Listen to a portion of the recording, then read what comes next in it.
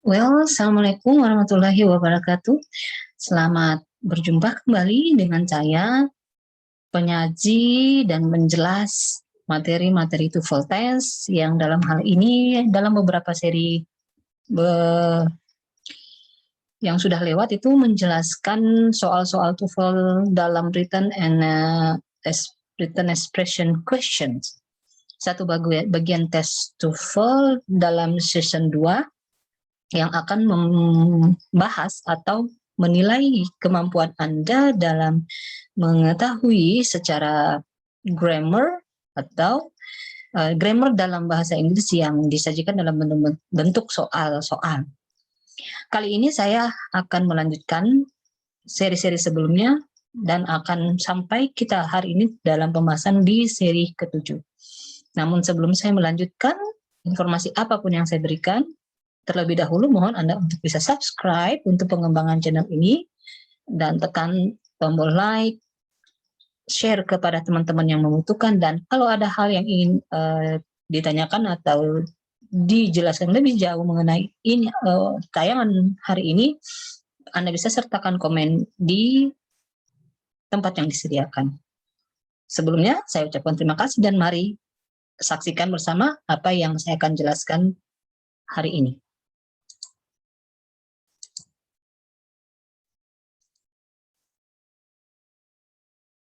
Oke, seri ke-7 ini membahas problems with adjective and adverb. Apa saja yang Anda perlu pahami dalam penggunaan kelas kata adjective dan kelas kata adverb. Masalah-masalah yang sering timbul itu seperti apa sih? Dan tentu menjadi bahan dalam TOEFL test itu untuk menilai kemampuan Anda secara grammar dalam menggunakan bahasa Inggris. Ya. Pertama adalah problems with adjective and adverbs jika Anda melihat dalam kalimat-kalimat seperti ini. Ya, di sini ada petunjuknya. Dalam bahasa Inggris atau bahasa apapun itu kata itu dibedakan dengan beberapa kelas-kelas. Termasuk diantaranya adalah kelas kata adjective dan kelas kata adverb.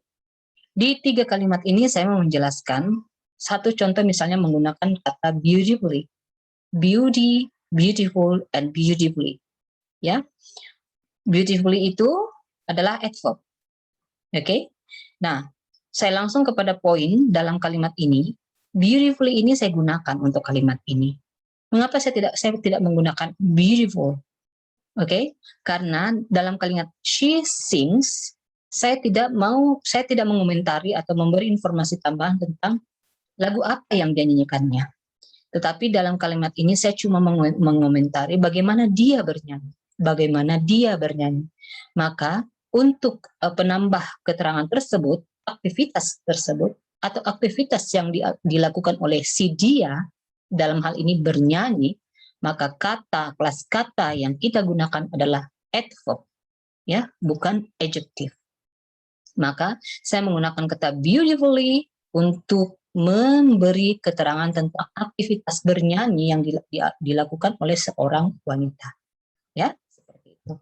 So, penempatan kata yang sesuai untuk kepentingan hal apa itu penting Anda ketahui. Ya, contoh seperti yang ada ini. Kemudian, informasi tambahan pun dari yang sudah diberikan itu bisa ditambahkan lebih detail. Ya, contoh pada kalimat ini, she is a beautifully dressed woman. Ya, kalau yang dari kalimat pertama, saya mengomentari sebuah aktivitas bernyanyi. Ya, dalam kalimat ini sings adalah regular verb. Ya, saya gunakan kata kerja yang dalam kalimat tersebut memperlihatkan aktivitas seseorang. Itu terbentuk, kalimat tersebut saya buat dan memperlihatkan aktivitas seseorang karena predikat atau verb atau kata kerja yang saya gunakan itu merefleksikan apa yang dilakukan seseorang tersebut. Tapi beda halnya dengan yang ada dalam kalimat kedua ini. Is, be, verb be. Ingat, verb be dalam kamus itu terdiri dari bentuk present itu am, is, are, be, past. Dalam bentuk past itu was, were, dan be dalam bentuk participle itu been.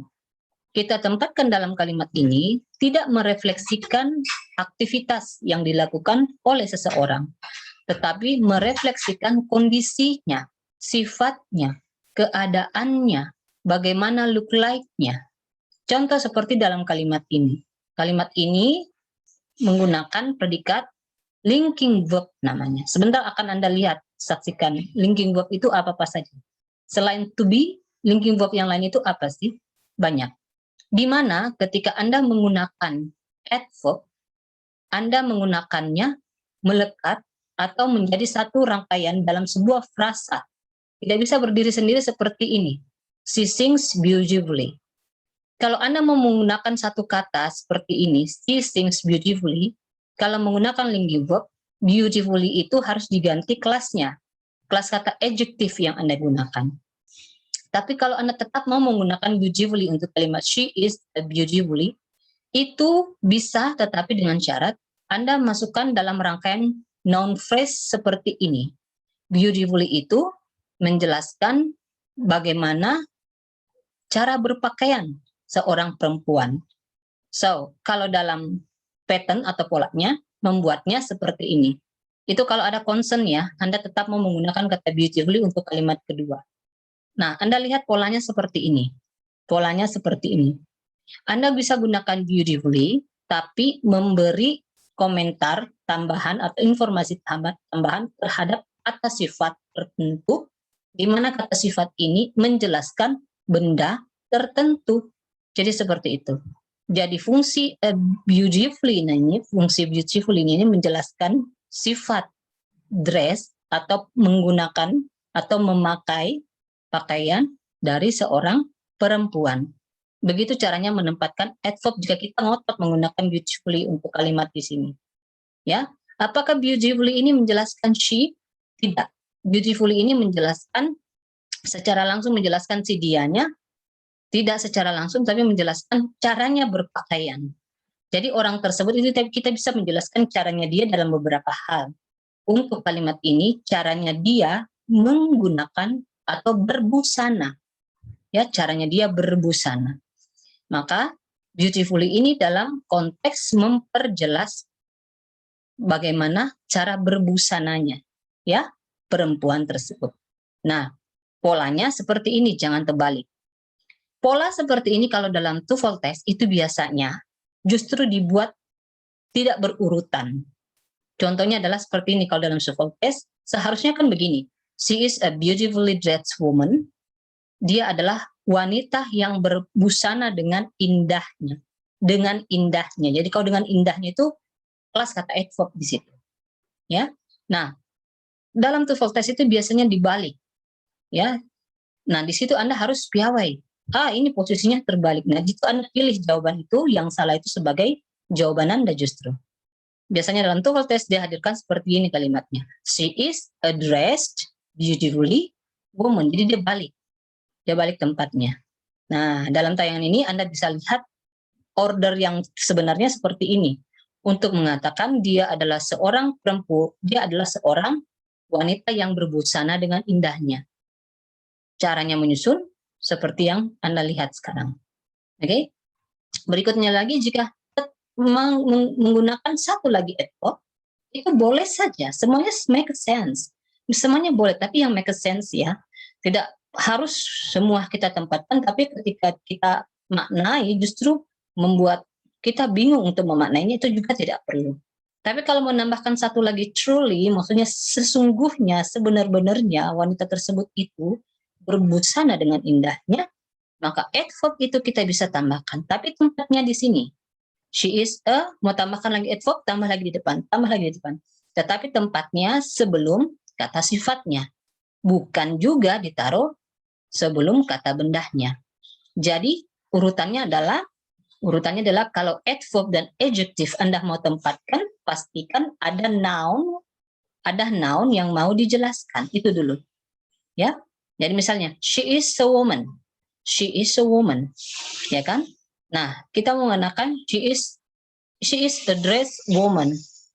Ya, kalau kita cuma mengatakan she is a dressed woman, itu maknanya tidak terlalu bagus. Tapi kalau kita menambahkan adverb, contoh beautifully, kita tambahkan lagi truly, maka cara berbusana wanita tersebut itu indah dengan indahnya, itu menjadi makna yang sangat baik untuk kalimat ini. So she is a truly beautifully dressed woman. Nah, syaratnya harus seperti ini. Adverb-nya mau tambah sebanyak apapun, ditempatkan lebih dahulu, jangan lupa gunakan artikel, ya, ditempatkan terlebih dahulu, diikuti adjektifnya, diikuti kata bendanya. Dengan ketentuan, syaratnya harus ada kata benda dulu. Kan seperti itu, she is a woman, harus ada kata benda dulu. Tidak boleh kita bilang she is a beautifully, she is a truly, atau she is a dress. Itu tidak ada makna dari kalimat yang seperti itu. Jadi kalimat yang sebaik-baik kalimat itu minimal ada subjek, ada predikat, dan ada noun atau complement yang dijelaskan. Oke? Berikutnya lagi, nah, kalau yang tadi, kalimat yang sebenar-benarnya kalimat yang ditempatkan,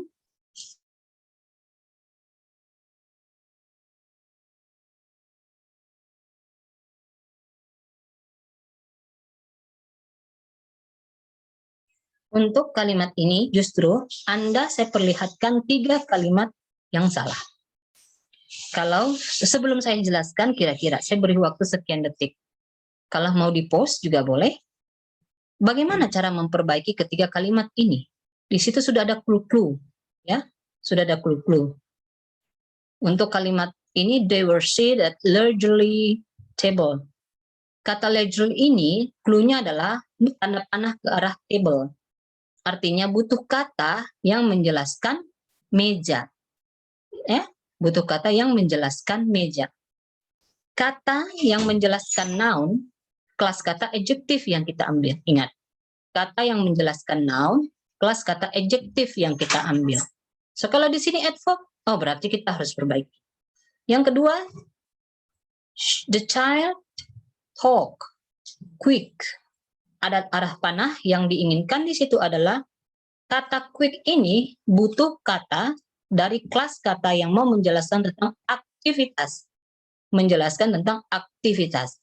Kalau yang pertama tadi, satu kata mau menjelaskan benda setelahnya. Kalau yang ini, satu kata mau menjelaskan aktivitas dalam kalimat tersebut. Atau aktivitas si subject the child-nya itu. So, kita membutuhkan apa? Kata keterangan, kata kerja.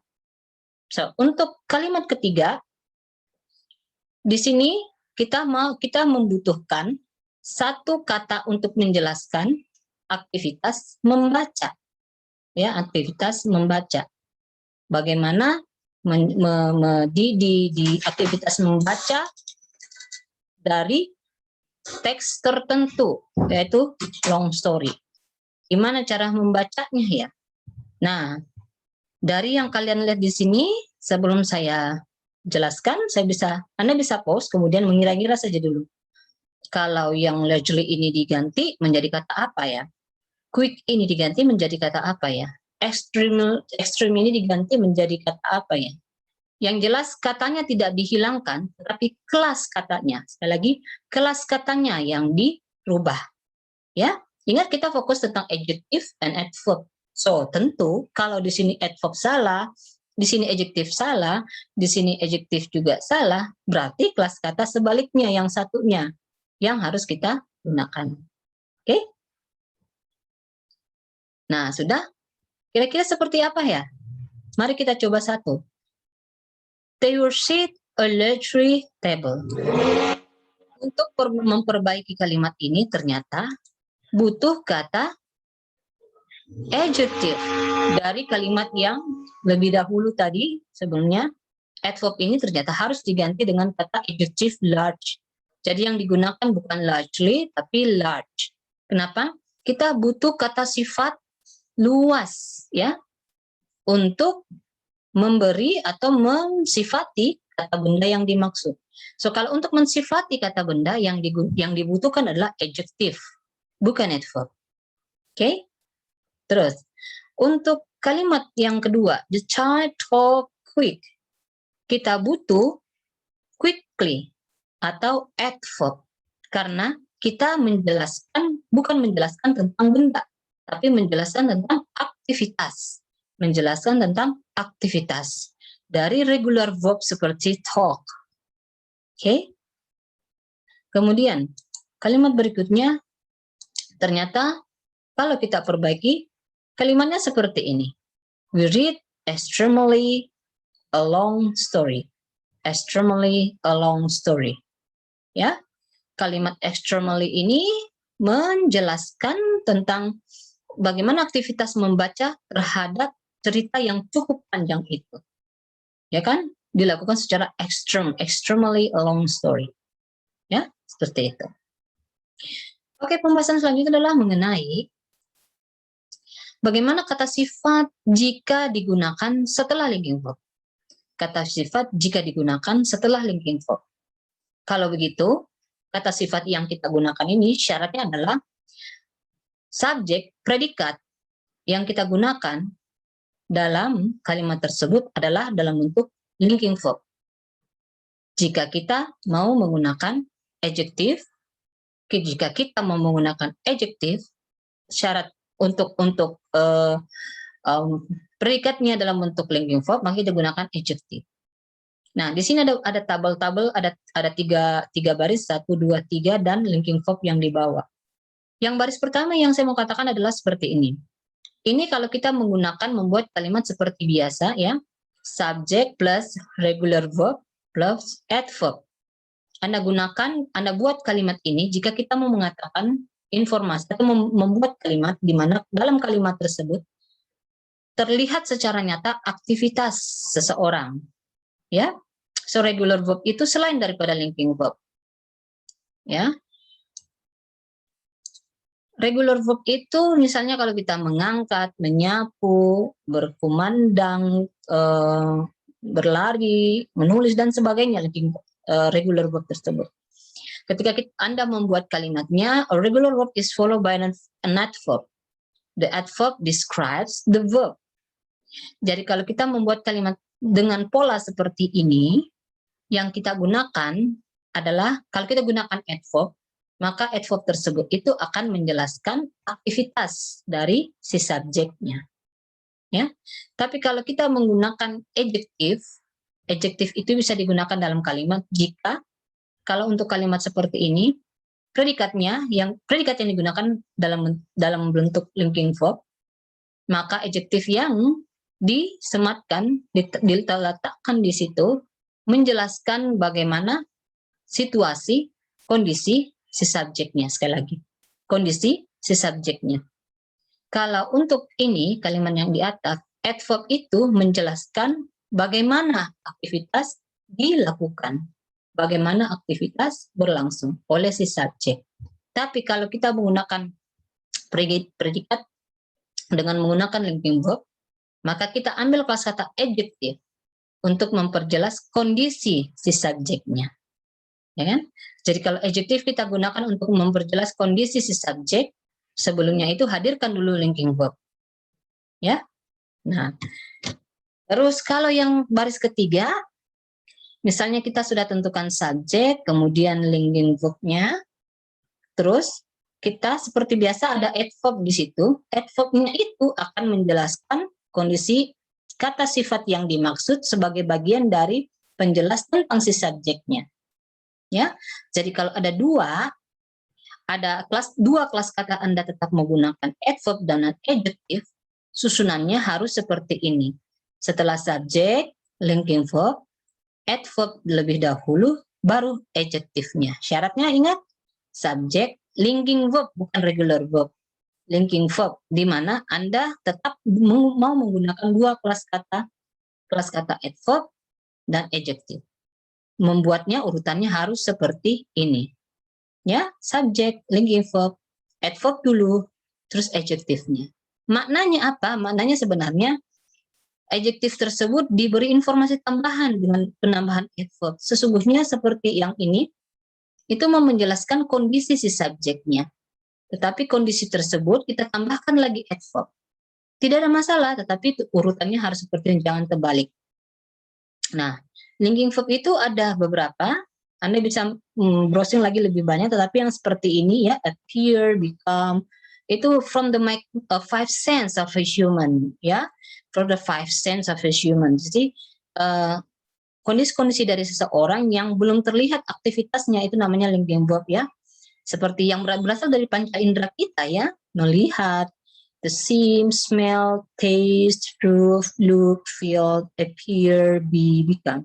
Be itu be dalam bentuk present, dalam bentuk past, dalam bentuk participle, ya. So ketika linking verb ini Anda letakkan di sini, maka penggunaan kelas katanya harus hati-hati, ya, kalau menggunakan adjective. Ya, kalau adjektifnya mau ditambahkan lagi adverb silahkan, tapi urutannya seperti ini, ya. Nah, itu kalau kalimat Anda menggunakan linking verb sebagai predikat. Di sini caranya begitu, seperti itu. Oke. She spoke nicely. Kalau kita gunakan nice, salah. Kenapa? Nicely itu menjelaskan aktivitas berbicara. Oke, verb yang digunakan regular verb. Ya, ingat.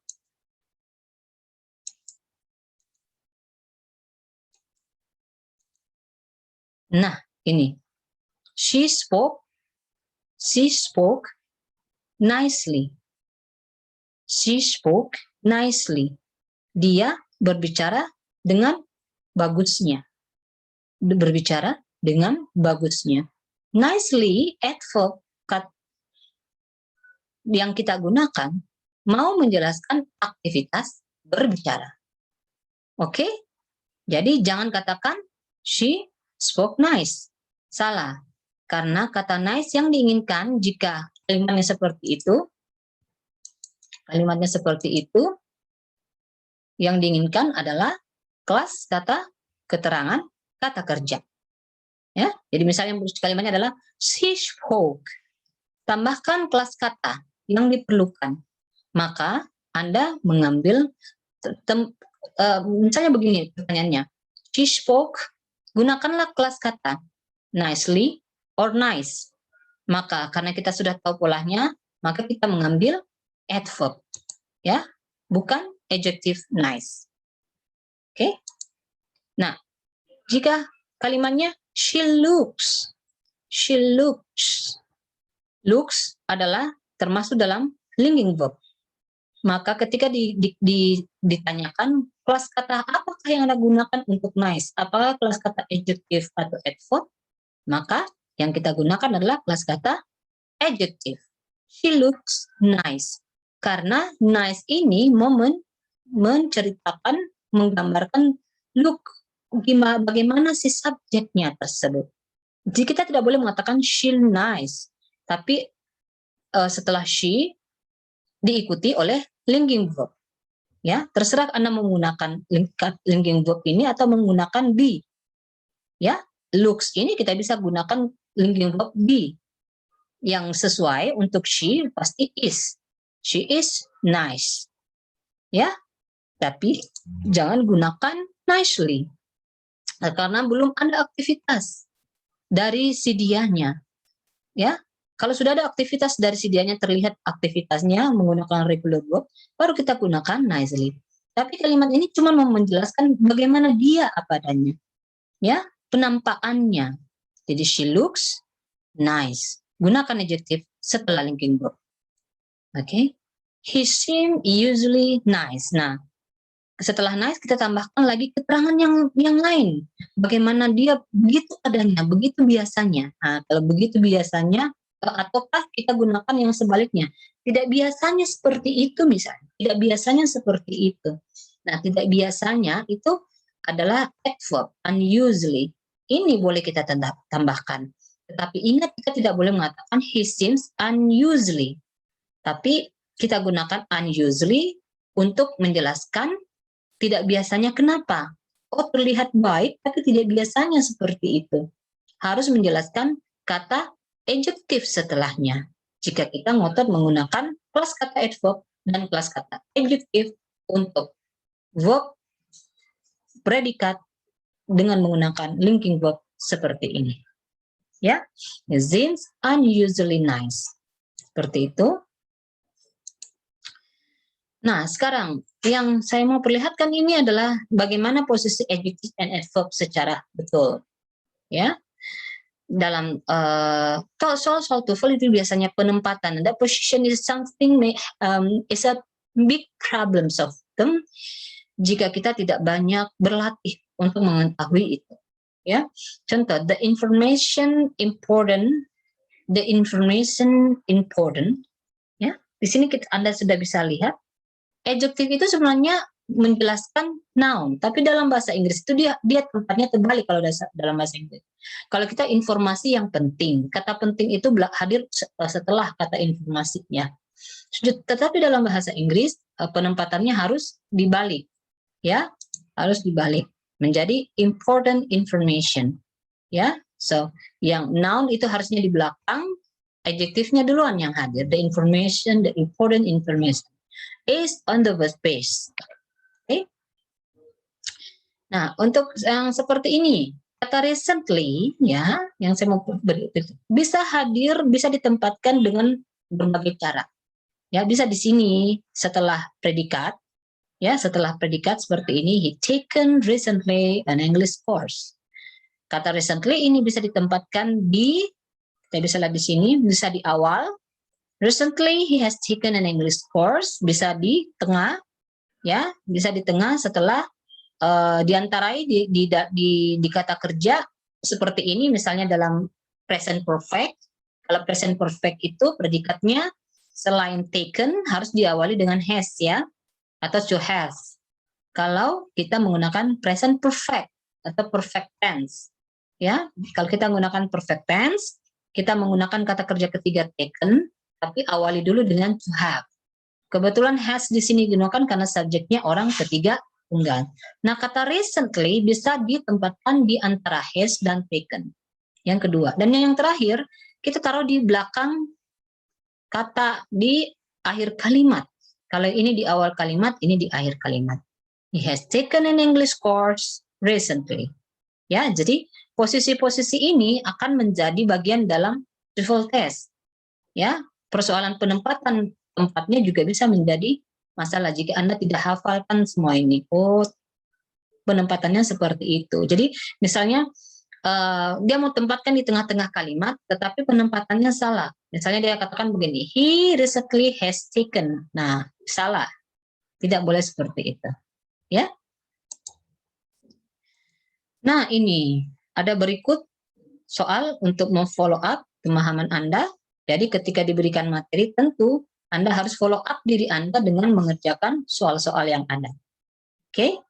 Nah, ini bisa Anda pause untuk Anda jawab terlebih dahulu sebelum saya jelaskan. Ya? Nah, penjelasan yang bisa diberikan untuk soal 1 sampai 5. Ya, more than at, kalau kita lihat kalimat ini, ya, kebetulan ini materinya di tentang apa namanya, tentang adjective and adverb correctly in using, maka kata-kata yang diberi garis bawah itu Anda beri perhatian penuh terhadap kata kerja, terhadap kata sifat dan keterangan kata kerja yang ditempatkan, yang diletakkan. Apatah lagi di sini setiap soal dengan jelas-jelas menggaris bawahi adverb dan adjective. Terlepas Anda mengerti atau tidak kalimat ini, tetapi lihat ke arah situ dulu, karena kan ini langsung soal ini langsung hadir setelah penjelasan materi saya. Tentu saja soal-soal ini berhubungan dengan materi adverb and adjective, tentu. Ya, so abaikan dulu pemahaman Anda tentang kalimat ini, tetapi lihat saja bagaimana penggunaan kata adjective dan adverb yang ada di tiap soalnya, seperti itu. Pasti diberi garis bawah, pasti itu ada masalah di situ. Ya, contoh, an unusually design. Nah, terus saya beri tanda panah seperti ini. Artinya apa? Ini jawaban, ini kata yang diberi garis bawah dan menggunakan kelas kata yang salah. Nah, yang salah itu justru yang menjadi jawaban Anda. Ya, seperti itu. So unusually plus kata adverb di sini. Tetapi karena kata ini hadir sebelum kata benda, nah sudah pasti yang diinginkan adalah kata sifat. Unusual, ya. Unusual design merupakan sebuah noun phrase, ya. Tanda-tandanya adalah diawali dengan sebuah artikel an, sebuah unusual design, ya. Jadi kalau kata tersebut hadir sebelum kata benda, pasti kata sifat yang diinginkan. Oke, sekarang next. Ada apa dengan ini? Nah, ini kalau sepintas terlihat tidak ada yang salah, ya. Tetapi kalau kita lihat kalimat ini, maka di sini already, kalau kita paham, kita ingat bahwa already itu adverb, adopt itu adjective, ya, diadaptasi has adopt.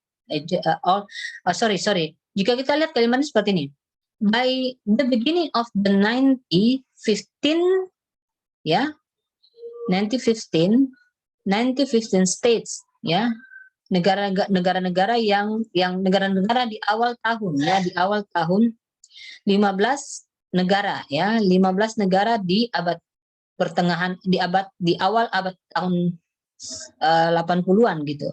15 negara di awal abad 80-an. Itu kalimatnya mau mengatakan begitu.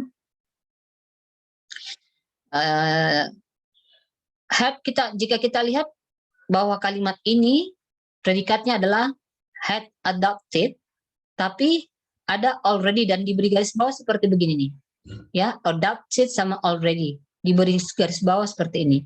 Oh, pasti ini persoalan penempatan, penempatan adverb, ya, atau kalau di sini kita lihat already itu adalah adverb, ya, penempatan katanya. Dimana kalau setelah penjelasan yang sudah lewat bahwa penempatan already itu bisa di awal kalimat, bisa di akhir kalimat, atau di tengah-tengah. Nah, penempatan di tengah-tengah mana dulu? Bisa di tengah-tengah predikat dengan kalimat yang menggunakan tenses present atau perfect atau past perfect. Present atau past perfect. Kebetulan di sini adalah past perfect. Nah, menempatkan adverbnya adalah setelah had, ya, setelah had baru already dulu. Nah, yang kita mau anulir sebagai hal yang salah adalah pada option B, ya kan? Harusnya had already adopted, ya, terbalik, ya, seperti itu. Nah, ini untuk heart attack, ya, untuk heart attack ini yang kita mesti pahami bahwa lihat predikat yang hadir digunakan adalah linking verb.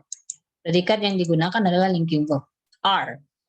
Maka yang digunakan di sini adjective, ya, bukan adverb. Ingat, setelah linking verb kalau kita menggunakan satu kata, maka kita gunakan kelas kata adjective. Contoh soal seperti ini. Heart attack, serangan jantung, adalah hal yang fatal. Jadi hal yang fatal itu terhadap serangan jantung tersebut. Maka menggunakan linking verb are atau menggunakan linking verb be. Oke, untuk menyampaikan tentang hal apa yang mau diterangkan serangan jantung tersebut, kita mau katakan sebuah sifat yang fatal. Maka kelas kata fatally di sini salah, bukan adverb yang harus ditaruh di sini, tetapi adalah verb, adjective, ya, seperti itu. Dan selanjutnya. Ini Anda harus cermati dengan baik, coba dijawab dengan baik supaya bisa lebih paham, ya. Nah, di sini kenapa menggunakan heavy? Kenapa penggunaan heavy salah? Kenapa penggunaan industrially salah? Ya, coba dicerna secara baik. Ya, saya kira itu yang saya bisa sampaikan untuk seri ke-7.